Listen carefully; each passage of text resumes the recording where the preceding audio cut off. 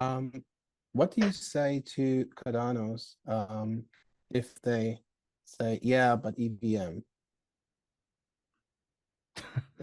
Yeah, it is extremely hard. Like so, like the main arguments, oh, it's EVM, it's not secure, et cetera, et cetera. But all this stuff here on Blueshift has been twice audited by CertiK.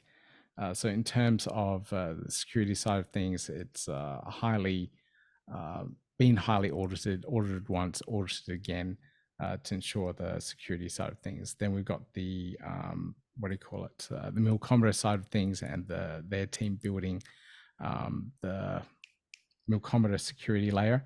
And it's been running for 2 years or so, and there's been not a hiccup on there either.